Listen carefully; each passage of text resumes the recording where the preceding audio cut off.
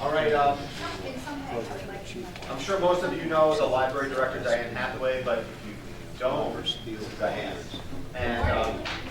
And some of you may not know Mike Lawler. Mike is one of the library trustees, so I will turn it over to Mike. Thank you for coming this morning. Thank you. I'll be giving the bulk of the presentation. If you have any questions, feel free to ask me. If you have any questions that need the right answer, I'll defer them to Diane. I believe the library trustees have a track record of putting together a lean budget, and our library director has done a remarkable job over the years with maximizing each dollar allocated. As the Board of Trustees prepared the 2012 budget, we kept several things in mind. Taxpayers, once again, the budget comes at a time when people are looking at their household expenditures, they're looking at town expenditures, they're trying to make sure that everything that they're looking at makes sense. Rising needs of the public, which include all the numbers that we're going to give are year-to-date 2011 versus year-to-date 2010. There's been a 9% increase in cardholders, a 7% increase in circulation, 10% in the number of reference transactions. Reference transactions are very staff intensive. They take a lot of time. If someone is writing a paper and needs help with something, someone is doing a genealogy study and needs help, that's more than just those folks are over there, those folks are over here type thing. Those reference transactions really require a lot of staff work. There's a 20% increase in programs offered, 10% increase in attendance, 4% increase in children's programming, almost a 6% increase in attendance. Total increase in programs, almost 23% in adult programs, 7% increase in attendance at those programs. We need to be mindful of the increased burden on staff that these have brought.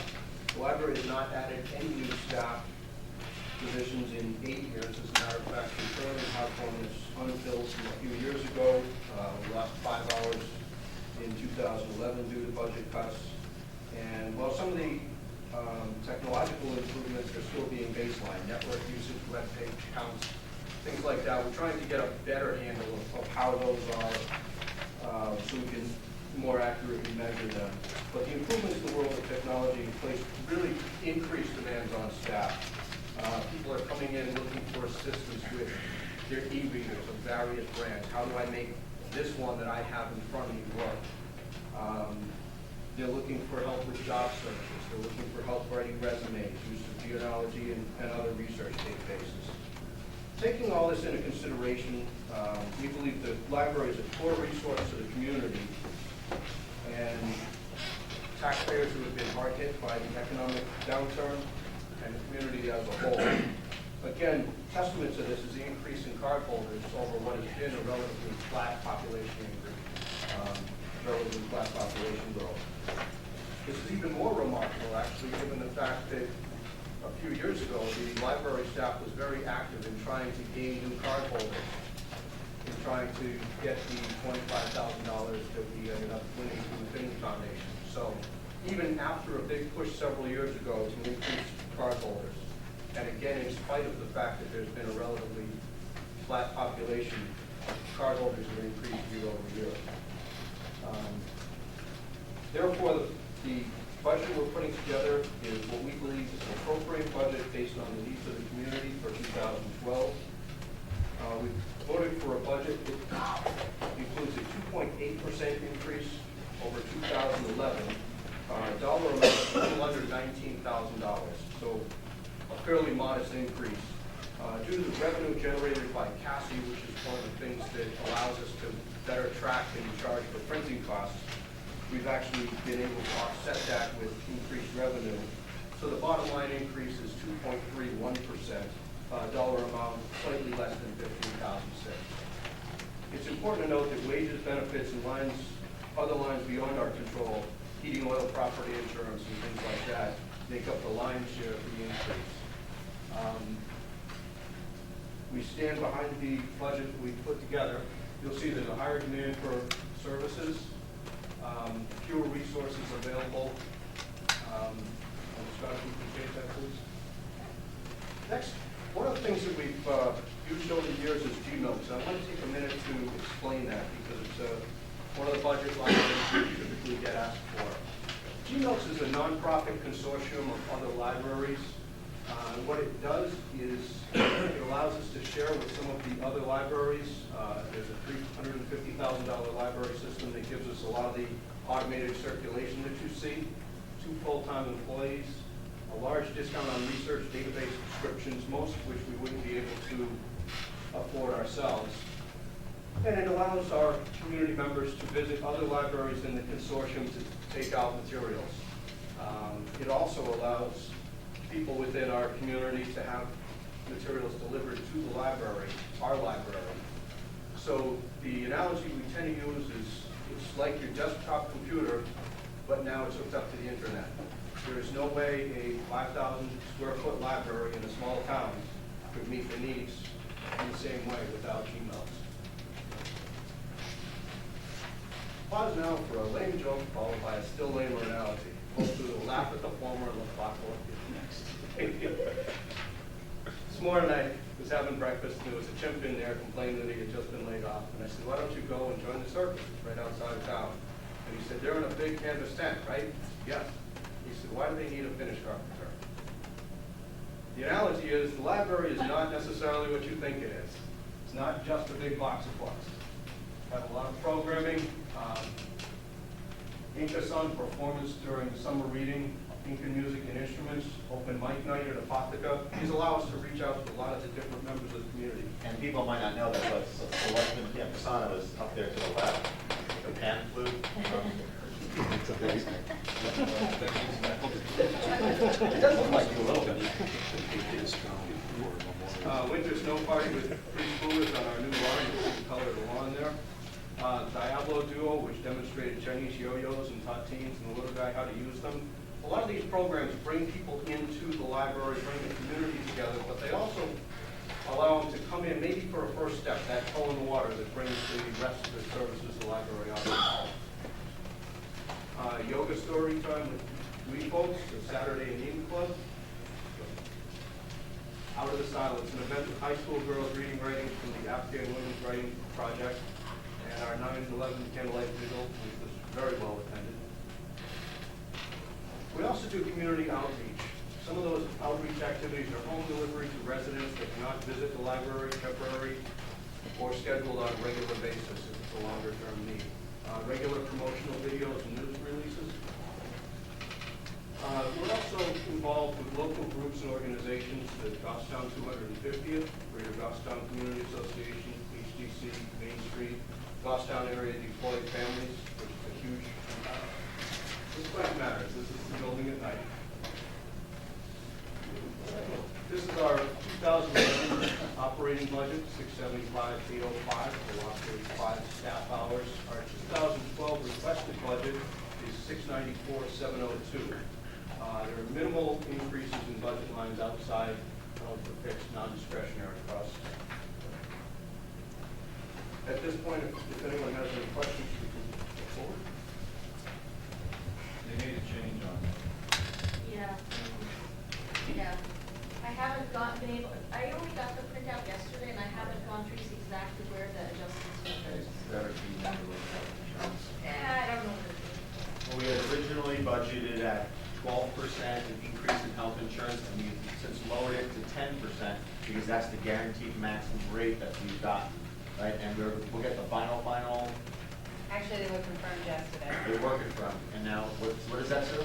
It's about a 10% increase. Okay. Each insurance went up a little different, Okay. but average 10. But you'll probably see the same thing when you go to the school side. They'll give you a guaranteed maximum, and then they typically give you the confirmed rate. And I'm not sure if the school's gotten Jennifer, you know, I don't. so do we try to keep that one off there? Let me point out, the last page of your handout are those highlights of, pretty significant, where the significant changes are. So that's important to know.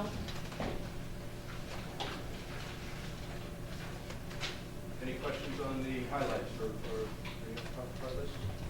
I have questions regarding the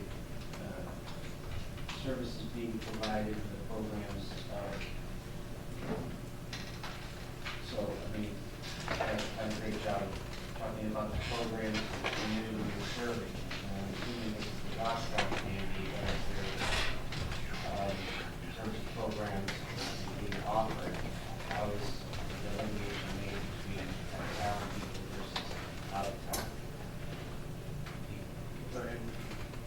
far as programming, most of our programming, there's a difference between programming that we reserve for card holders and community members and programming that is open to anyone who wants to attend.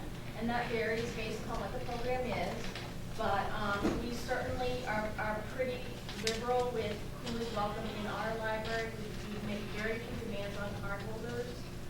So for instance, anyone can use a computer, it doesn't have to be a card holder. Some of our humanities council programming, because it's grant funded, we cannot request that only card holders attend. That has to be open to the greater community. So it varies. Well, I wasn't necessarily saying card holders, I was really more asking about if it's residents and non-residents. We don't question it. People who walk in our door, we don't ask them whether they're a resident or a non-resident. Is that where you're going with that? Yeah. We don't frankly care who's using our library. We welcome everyone. And it's like that with almost every public library that I'm aware of. Anyone can use the facility. The card gives you the opportunity to attend some programming, check out materials. Within Geno's, we share a system, so Goffstown community members can go to Manchester Library and check out books with their library cards. So that's a shared system within our consortium. But for the general public just walking in, there are no questions asked.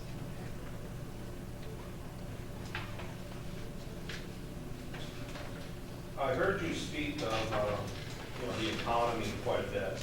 So my question is, would you agree that your increase, the increase in number of people that use your services is due to the core economy that we're still continuing in, and that we're going to continue in for at least another 1 to 2 more years?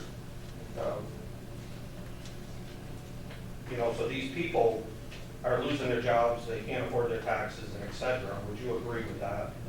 That's why some of the increases are there. It's difficult to put because we don't ask if, for instance, if you decide to check out museum passes for your family, we don't ask what your motivation is. So it's difficult to place anything other than anecdotal on it. It does seem that there are increases in computer use for job searches. There are people that now don't have internet access at home. There are people that are coming in for resume writing and things like that. And all those would be indicative of a poor economy. Some of the other programming attendance, whether children are home that may have been on a vacation, it's really tough to place because we don't ask those questions. All right, thank you. And something to note too, for the Goffstown Public Library, even when the economy was good, our numbers were still increasing. We have seen very few decreases even when people had money. So we've, I think, proven our relevancy in that respect, but now we have those additional services that we provide for people who need them. All right, well, I just noticed that, several times he mentioned the economy was bad, and that's why this is happening in the library. So I just wanted to follow up if that was the case. One thing public libraries have evolved dramatically over time, and the thing that we have been successful in doing is meeting the needs of the economy, the poor economy. And all the national statistics and everything shows that we're used and we're more relevant now than we ever have been because of the economy, but that doesn't mean that we weren't doing anything before that either. We've been busy places over time.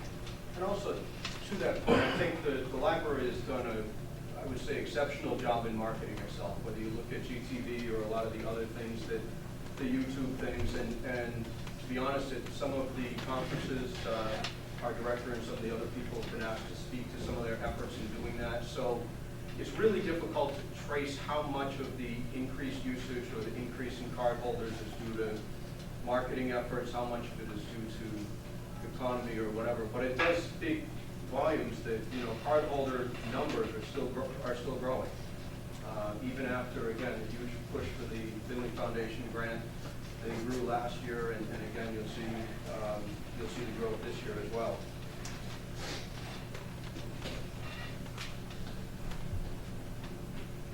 Just one comment, follow up on your comment there. Your location being right there, 113 and 114, that is the main road that goes, we have a high amount of traffic that goes to outlying communities. And the fact that you're on that main road is very accessible, along with some of your marketing that you do, a little bit of the economy. That would be a natural reason for you also to get a little bit more on some of your increase. It's just a natural thing that is going to happen. I think with the purchase of the adjacent land, now the parking spaces that DPW and the Board of Selectmen have allowed to be put in there, that allows people better access again to the building, because if you can't park, you're going to drive past it and look at when there are spaces open. And anecdotally again, but we used to have, I think, 8 spaces, counting the handicap space that flooded during the summers and then iced up during the winters. And I can't point at a time that I've driven past the library when it was open and I've seen less than 8 cars in the parking lots. Typically, it's been significantly above that. And when you look at the fact that staff doesn't actually park there, those, it's an increase, and it really has made a difference. Right, and I think it goes to underscore, what we try to do with less money over the last, 3 to 4 years, or, finite amount of money, is that parking lot was budgeted at $100,000, and DPW pulled it off for, I think, under 35, in terms of doing it ourselves and in a lot quicker time. So, and I think, like I said, I drive by it too, and usually that lot is filled with the other 8 spaces. So it's one can make an argument that you almost need more. Right. Well, and lastly, that lot was designed with the idea that eventually, at whatever point in the future the library is expanded, that lot will continue to be able to serve the expanded library. Are there any other questions for the library?